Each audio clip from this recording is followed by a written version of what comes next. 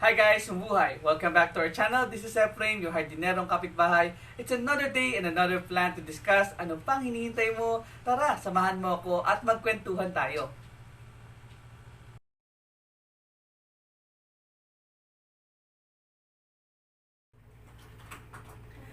Hi guys, mabuhay! Welcome back to our channel. This is Efraim and you're watching Planting with Ef and Grace.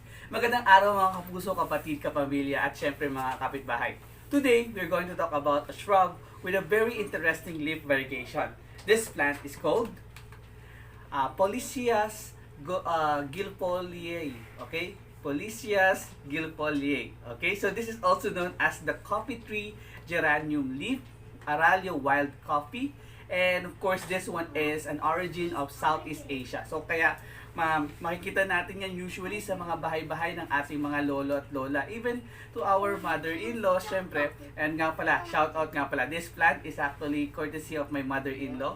Hello, Mami Grace. Okay? So, I'm showing this to you because napakaganda kasi ng kanyang leaf variegations. As you can see, maganda rin yung kanyang dahon, okay? And it's actually a perfect plant for our as a house plant natin, okay? So siguro ang papasin nyo na kakaiba yung kanyang pagiging variegated, okay? So if you really love something that is variegated, I think the perfect shrub plant na pwede kong i-recommend sa inyo ay itong ating AraliaWild coffee na plant na to, okay? As you can see also, this is actually a stem cutting only. So napakadali din niyang i-propagate sa ating loob ng bahay. So if you have a big tree or big shrub of this particular Polycias gilpoliae, madali natin siyang paramihin. Okay? At saka pwede tayong mamigay sa ating mga friends. Okay? So, ang ating Geranium Aralia is a tropical plant native to Southeast Asia,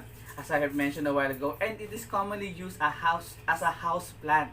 Okay? They are slow growing and tolerate pruning to keep the size where you want it. So, without pruning, they could reach up to 6 to 8 feet tall. And syempre, pag ang ating temperature, since nasabi nga natin tropical plant ang ating Polycias, definitely in a lower temperature, siguro mga around 10 degrees Celsius, doon nagkakaroon tayo ng problema kasi pwede siyang manlagas or mawala yung kanyang pinakadahon. Okay? So, these showy leaves are often variegated. As you can see, napakaganda ng kanyang variegation with white and white margin. Okay? Doon siya usually nakalagay. And of course, yung kanyang deep green na part, which is actually being filled with chlorophyll, di ba? So, they are actually rarely flowers, okay? So, medyo hindi sila masyadong nagbubulaklak, especially if we are keeping this as a part of our house plant. Siguro, this plant really needs to have a solitary type na locations, aside from the fact na dapat hindi siya nagagalaw or naililipat-lipat. Siguro that is one factor sa kanyang pagbubulaklak. Okay? Pero kung ito ay nakaplanted sa ground, preferably sa ating area na siguro makikita natin siya sa ating garden, I think this plant will definitely give us a good flower. Pero yung kanyang flower kasi ay not that significant. Maliliit lang kasi. Okay? Pero it is a good thing na nabubulaklak siya kasi we could introduce variegation or variety ng ating pinaka-plants. Pero usually this plant can be reproduced or pwede siyang paramihin by cuttings. Okay? Now, what are those things that we have to look into pag tayo nag-aalaga ng ating Polyciae? Okay. So, this is actually ang pinakamagandang gamitin dito na soil ay yung tinatawag nating well-drained. Okay, well-drained pero loamy, rich, acidic potting mix. Okay? So loamy, ibig sabihin we could use the clay loam type of soil. We could introduce some material katulad ng mga organic materials such as leaves, yung mga dead leaves na partially decomposed. Pwede natin siyang ihalo dun sa ating material na clay loam. That will increase or that will give us an acidic potting mix also. So, also to increase naman yung kanyang draining or para maging well drained naman siya, pwede tayo mag-include ng maliliit na rocks, or sabihin natin mga pumice rocks, para they could still serve as ma-increase din natin yung pagde-drain ng water. So pwede nating idagdag yung ating mga pumice rocks.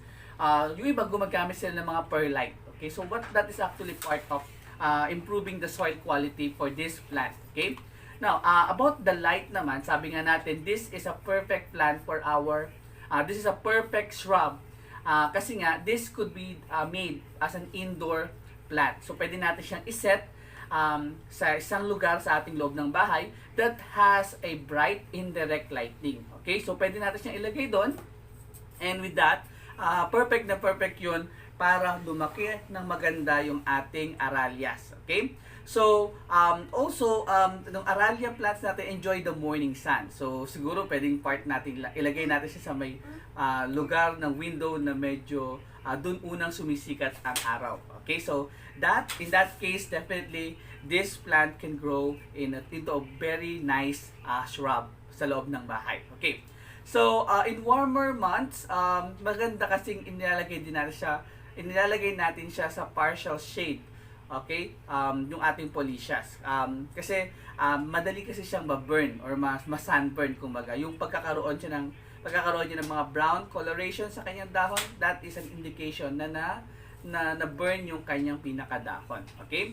So, hindi maganda. Now, in terms of the water naman, okay, in watering your aralia, since na siya ay nasa indoor, medyo less yung evaporation process. So, I would suggest that when you are watering the aralia indoor, siguro mga once a week. Okay, once a week pwede natin siyang diligan. Kasi pag madalas natin siyang dinidiligan, the tendency of that is magkaroon tayo ng root rotting. Okay? So, siguro we could allow the plant to be watered once a week pag siya ay nasa indoor. Pero kung siya naman ay nasa labas ng bahay natin, which is actually receiving enough bright light, tapos expose siya sa air, sa dry air or sa air, dapat mas mataas yung evaporation rate on. So if that is the reason, pwede natin siyang diligan siguro mga twice a week. Okay, twice a week. 2 beses sa isang linggo. Okay? What else? Humidity and temperature. Of course, sabi nga natin, the plant is a tropical plant. Okay? So, kailangan niya ng mataas na humidity. Ibig sabihin, mataas yung vapor or water vapor sa environment niya. So, in order for us to get a good or a high humidity, well, the only thing and the only practice that I will recommend to you is to get a basin, lagyan ng maraming mga bato or maliliit na mga bato, tapos lagyan ng tubig at doon natin ipatong ang ating halaman na nangangailangan ng mataas na humidity. Okay? So, in that case, pag nag-evaporate na yung water, the tendency of that water or that particular system will create a high humid environment for our plant. Okay? So, also, kung talagang gusto nyo na medyo meron kayong kakayanan, you could use yung tatawag natin mga misting process. So, pwede kayo mag-misting, kumbaga. So, yun. What else? In terms of the pruning, okay, so this plant can grow, sabi ko nga sa inyo kanina, it could grow na mas malaki, okay? So, I'm using this particular pot, hindi masyadong kalakihan kasi medyo maliit pa yung aking halaman. But when it grow up, medyo malaki siya, so the tendency of the plant, pag malaki na siya, tumutumba pag nahanginan. So, what would I suggest is to repot this plant pag medyo mataas na yung ating plant. But if you want to keep a plant like this, na ganito lamang siyang kaliit, well, I recommend for you na magkaroon tayo ng regular pruning and grooming of our plant to make it more bushier, o para medyo dense yung ating mga dahon dito. So, I think that is a good thing or a good practice para sa atin if you are keeping the plant small. Pero kung gusto nating mas malaki siya, of course, let those stems, yung woody stems na mag-expand, okay? Mag-expand. Well, okay din naman yun. Maganda rin namang practice natin yun. Especially if we are really fond of having a shrub sa loob ng ating bahay. Okay? So, we could have it siguro mga up to 8 feet tall. Ganoon kalaki. So, pwede natin gamitin yun. Okay? Kung gusto natin siyang palakihin talaga. Okay? Of course, flowers, sabi ko sa inyo kanina, it has, in a wild, it has a flower. Medyo droop yung kanyang itsura. Ibig sabihin ng droop ay pababa. Okay, pabagsak yung kanyang bulaklak. Okay? So maliliit nga lang. So hindi siya ganun ka-attractive. Pero in an outdoor, our Aralias can produce a good flower. Okay, a very nice flower. No.